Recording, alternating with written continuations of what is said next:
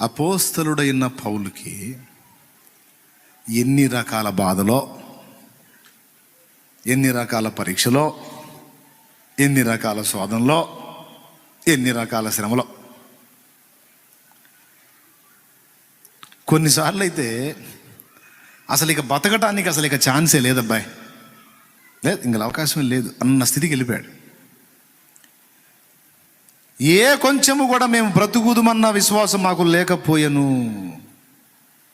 ఆయనను ప్రభు మాకు సహకారుడై ఉండి అట్టి మరణము నుండి మమ్మను తప్పించను, అట్టి గొప్ప మరణము నుండి మమ్మను తప్పించను. నిందలు పడ్డాడా, అవమానాలు పడ్డాడా, ఆకలి బాధను సహించాడా, దొంగల చేత దెబ్బలు తిన్నాడా, యూదుల చేత రాళ్ల దెబ్బలు, కొరడా దెబ్బలు, బెత్తాల దెబ్బలు తిన్నాడా, కేసులు పెట్టబడి జైళ్ళ పాలయ్యాడా.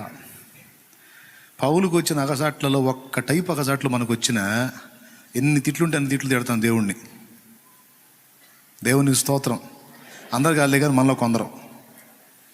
ఇంకా ఒక మాటలు చెప్పాలంటే చర్చికి రమ్మని పిలిచావా నీకు మామూలుగా ఉండదని కూడా ముందే వార్నింగ్ ఇస్తారనమాట.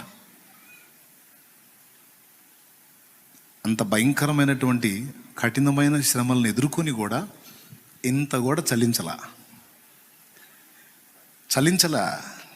కదల్లా నిలబడ్డాడు. నీకు బాధ ఎట్లేదా? నీకు సిగ్గేయట్లేదా? ఇంత దారుణమైన బాధలు పడుతున్నావే, ఉన్నాడో లేడో కూడా తెలియనటువంటి ఆయనను గురించి ఎందుకు ఇంత ఘోరంగా అవమానాలు పొందుతున్నావంటే, ఒరే పిచ్చోడా, ఆయన నీకు తెలియదు, ఆయన నువ్వు ఎరగో, నాకు తెలుసు. ఆయన ఏందో నాకు తెలుసు, ఆయన ఎందుకు నాకు ఇవన్నీ అనుమతిస్తున్నాడో నాకు తెలుసు, ఆయన ఎందుకు నన్ను ఇంత నల్లగొడుతున్నాడో నాకు తెలుసు. నువ్వు ఆయన ఎరగో, నీకు తెలియదు, నువ్వు అంతే అంటావు. నేను ఆయన్ని ఎరుగుదును గనుక ఎలాంటి పరిస్థితులు నాకు రప్పించినా నేను సిగ్గుపడను, భీతి చెందను, భయపడను, గందరగోళం అయిపోను. ఒకవేళ మానవరీత్యా నాకు భయం వచ్చినా వెంటనే ఆయన్ని బట్టి నాకు కొండంత ధైర్యం ఉంది. ఏమిటి నీ ధైర్యం? ఎన్ని రకాలు నన్ను చుట్టుముట్టినా నా ప్రభు సెలవు లేకుండా నన్ను ఏమీ చెయ్యజాలదో. హల్లెలూయా. శత్రువులు నన్ను ఏం చేయలేవు, సమస్యలు నన్ను ఏం చేయలేవు, అప్పులు, ఇబ్బందులు, ఆకలి బాధలు నన్ను ఏమి చేయలేవు, కరువు, ఖడ్గం ఏది నన్ను ఏం చేయలేదు, వ్యాధి, తెగులు ఏది నన్ను ఏం చేయలేదు. ఆయన సెలవు లేకుండా నన్ను ముట్టి గెలవగలిగేదేముంది? ఉందా? ఒక అవమానం నాకు ఎదురైందంటే ఆయన అనుమతి, ఒక నింద నాకు ఎదురైందంటే ఆయన అనుమతి, ఒక వ్యాధి నాకు వచ్చిందంటే ఆయన అనుమతి, ఒక శ్రమ నాకు కలిగిందంటే ఆయన సెలవు, నలుగురిలో నవ్వుల పాలయ్యాను అంటే ఆయన సెలవు. మరి అంతా అవమానాలు ఎదుర్కొంటా, అన్ని బాధలు పడతా, మళ్ళీ ఇంకా ఆయన ఎరుగుతున్న కనుక సిగ్గుపడిన అంటాం. మరి ఇంకేంటి, మరి నెక్స్ట్ ఏంటంటే వాటన్నిటినీ నాకు అనుకూలంగా మళ్ళీ మార్చేస్తాడని నాకు తెలుసు. నా చేత అడిగించుకోడు నాయనా దేవుడు. అందరు చెప్పండి, దేవా నువ్వు తప్పు చేసితివి అని నా చేత అడిగించుకోడు నాయనా. అందరు చెప్పండి, దేవా నీవు నా ఎడల తప్పు చేసితివి అని నా చేత అడిగించుకునే దీనస్థితిలో నా దేవుడు లేడు. పైగా నా జీవితంలో నాకు ఎదురైన ప్రతి పరిస్థితిని బట్టి రేపు క్లైమాక్స్లో దేవా నీ కార్యములన్నీ న్యాయయుక్తములు అని నా చేత అనిపించుకుంటాడు ఆయన. హల్లెలూయా. దేవా నీ చర్యలన్నీ, నీ కార్యములన్నీ ఎంతైనా న్యాయయుక్తములు. న్యాయం. నువ్వు తప్పు చేయవు దేవా, నువ్వు తప్పు చేయవు. నీకు స్తోత్రం అని మనం అనేటట్టు చేస్తాడు ఆయన.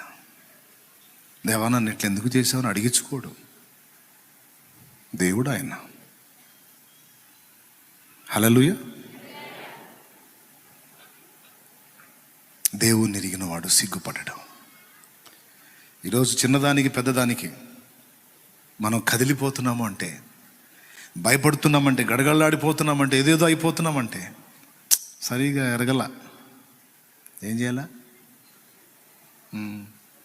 శరీర సంబంధమైన విషయాలకైనా ఆత్మీయ విషయాలకైనా మనం ఊరకనే కదిలిపోతున్నామంటే పెద్ద ఆయన మనకి ఇంకా సరిగా అర్థం కావాల.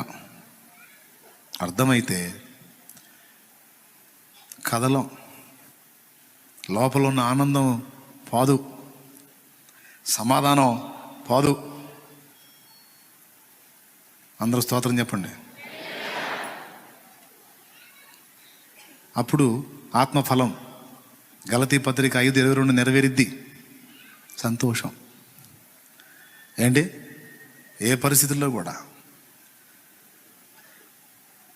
భక్తులు అలాంటి కఠినమైన శ్రమల్లో సైతం ఎలా హ్యాపీగా ఉండగలిగారంటే వాళ్ళు ఇదే చెబుతారు, ఆయన తెలుసాయా మాకు.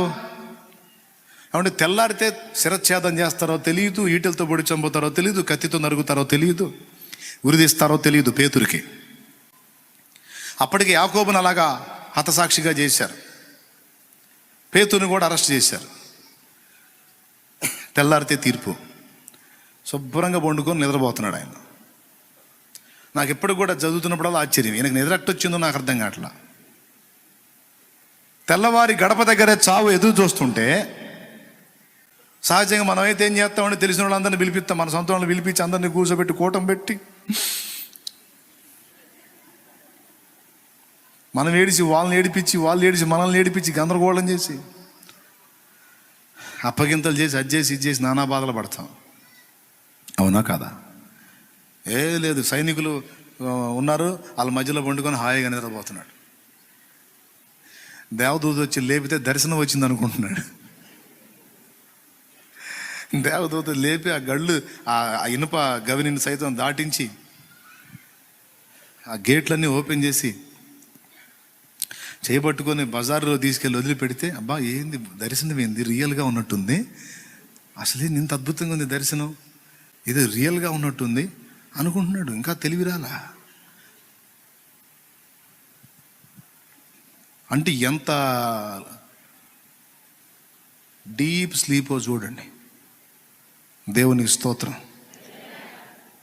ఇప్పుడు పేతురు నిద్రపోయాడా లేదా నిద్ర నటించాడా అని చెప్పుకోవడానికి, అద్భుతంగా నిద్రపోయాడు అంటానికి అదే సాదృశ్యం, అదే సాక్ష్యం. ఎంతసేపు నిద్రపోకపోతే నిజాన్ని కలనుకుంటున్నాడు చూడండి. దేవునికి మహిమ. నాకు అర్థం కాదు అసలు, మామూలుగా నిద్ర బిళ్ళలేసుకున్నా నిద్ర రాదు కదా, తెల్లారి శిక్షణంగా, తెల్లారి తీర్పనంగా, టాబ్లెట్లు వేసుకున్నా నిద్ర రాదైతే నువ్వు ఎట్లా నిద్రపోయావు పేతురు గారు అంటే చిన్నగా చెప్తాడు, నాకు నిద్ర రాకపోవటానికి ఏముంది నాయనా, ఆయన సెలవు లేకుండా నన్ను ఎవడేం చేస్తాడు చెప్పు. యాకోబు ఖడ్గం చేత హతుడయ్యాడంటే అలాగే దేవుడు నిర్ణయించాడు ఆ హతసాక్షి మరణం. అదే నాకు నిర్ణయిస్తే దాన్ని ఎవడు ఆపలేడు. ఒకవేళ అది నాకు దేవుడు నిర్ణయించకపోతే నన్ను ముట్టే దమ్మెవడుకుంది, నన్ను హత్య గావించే శక్తి ఎవడుకుంది. అందుకే నాకు భయం లేదు. ఎందుకు భయం లేదంటే నేను నా పూర్ణ హృదయం అంతటితో ఆయన మీద ఆనుకున్నాను. ఎవని మనసు నీ మీద ఆనుకొనునో, ఎవని మనసు నీ మీద ఆనుకొనునో వానిని సగం శాంతి గలవానిగా నీవు చేయుదు. ఏంటి శాంతి? అదండి.